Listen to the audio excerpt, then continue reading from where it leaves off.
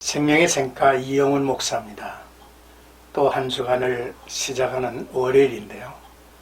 나와 여러분들의 삶 속에 하나님의 이름이 힘차게 드러나는 그러한 하루하루가 되었으면 좋겠습니다. 하나님 여전히 살아계시고 우리와 함께 하시며 역사를 주관하시고 이끌어 가시는 분임을 우리는 믿고 있습니다.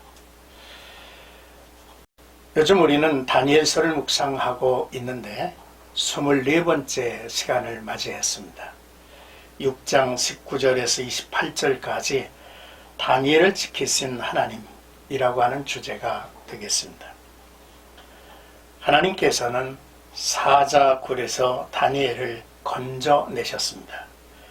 이는 다니엘의 개인적인 시련처럼 보이지만 하나님께서 인간의 역사뿐 아니라 온 우주를 다스리시는 당신의 절대 주권을 드러내시는 사건이기도 했습니다. 이 모든 상황은 하나님이 하나님 되심을 드러내는 통로이었죠. 먼저 19절에서 23절까지는 하나님이 이미 그의 천사를 보내어 다니엘을 보호하셨다는 이야기입니다. 어디선가 이스라엘의 조상 아브라함이 부른 노래 여호와 이레의 찬양 소리가 들리는 것 같습니다. 경각에 달렸던 다니엘의 목숨은 하나님이 이미 보내신 천사에 의해 보호되었습니다. 다니엘을 구원한 천사는 인간이 더는 어찌할 수 없는 상황에서 구원을 이루시는 참된 구원자 메시아를 상징하고 있습니다. 메시아께서 다니엘의 세 친구를 풀무풀 속에서 구원하신 것처럼 다니엘을 사자굴에서 구원하신 것입니다. 다니엘이 구원받은 이 사건의 참뜻은 하나님이 흥망성쇠를 거듭하는 역사와 그 안에서 모든 권력을 주관하고 계신다는 사실이죠. 이처럼 하나님의 주권은 온 세계에 미치고 있습니다. 인간뿐 아니라 자연세계까지 미치는데 하나님의 명령에 따라 사자도 입을 닫습니다. 하나님의 주권은 온 우주 위에 있다는 사실을 깨달아야 되겠죠. 이제 24절은 사자굴에 던져 넣게 하였더니 라는 내용인데요. 상황이 완전히 바뀌었습니다. 다니엘을 사자굴에 던져 넣게 하였던 다니엘의 대적들, 참소자들이 그들의 처자와 함께 사자굴에 던져진 사실이죠. 구원받은 다니엘과 달리 그들은 구원받지 못합니다.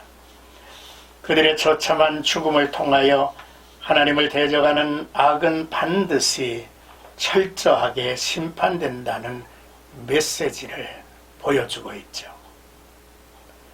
이들의 모습을 보세요. 이들은 다니엘을 시기하고 그를 죽이려는 음모를 꾸민 자들입니다. 이웃을 은밀히 호는 자는 하나님이 용납하지 않겠다고 시편 101편에 기록하고 있죠. 또한 이들은 6장 7절에 나라의 모든 총리와 지사와 총독과 법관과 관원이 의논하고 왕에게 한 법률을 세우며 한 금령을 정하실 것을 구하나이다 라고 했는데 이 말은 거짓말이었습니다. 하나님의 계명을 보아도 거짓말에 대한, 거짓 증거에 대한 하나님의 엄한 말씀이 담겨져 있음을 우리가 잊지 말아야 되겠죠. 또한 이들의 죄악은 결국 온 가족에 임했다는 사실을 우리는 주목해야 합니다. 아비의 죄악이 가족에게 미치는 영향은 너무 크다는 사실이죠.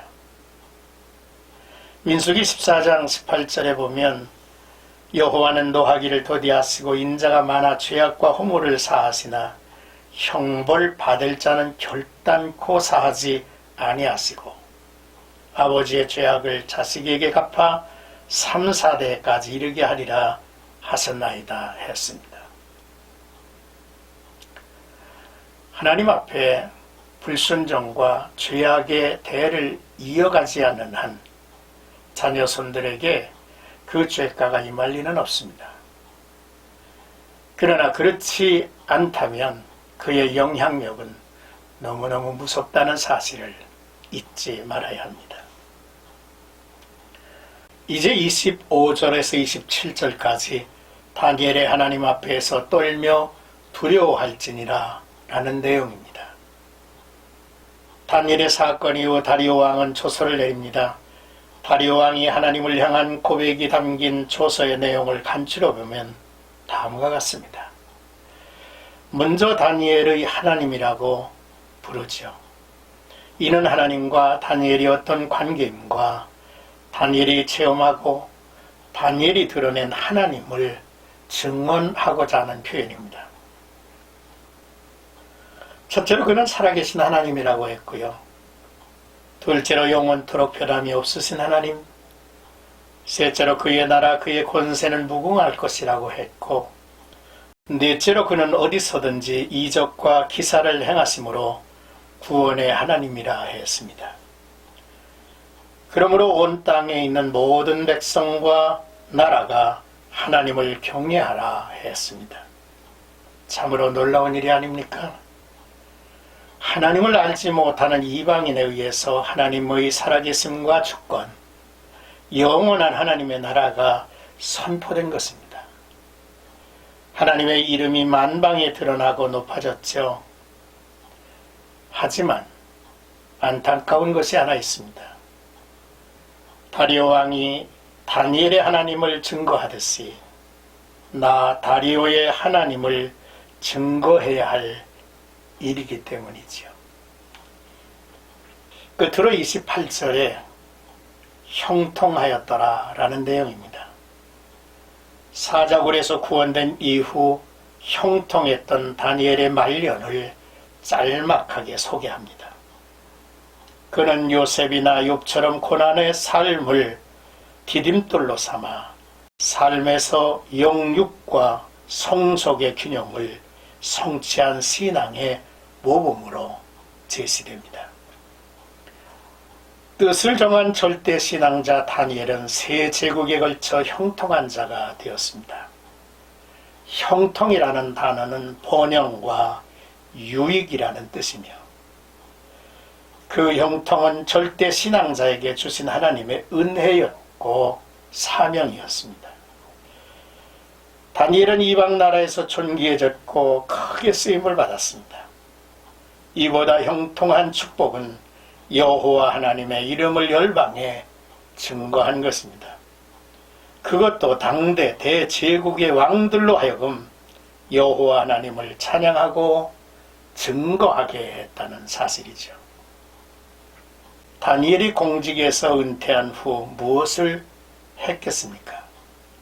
기도와 성경 말씀을 연구했을 것입니다. 10장과 12장 말씀의 계시를 고레스 3년에 받았다고 했는데 그 내용을 기록한 것은 공직을 마친 후였을 것입니다. 하나님은 시련처럼 보이는 사건을 통해 우리를 충분하게 드러냈습니다. 내가 만난 시련이 하나님이 자신의 주권을 드러내시기도 하고 또 하나님의 축복의 통로가 되어 살아갈 수 있다는 사실을 우리에게 보여주고 있죠. 이러한 놀라운 축복이 나와 여러분들에게 이 한 주간도 이어지기를 주의 이름으로 축복합니다.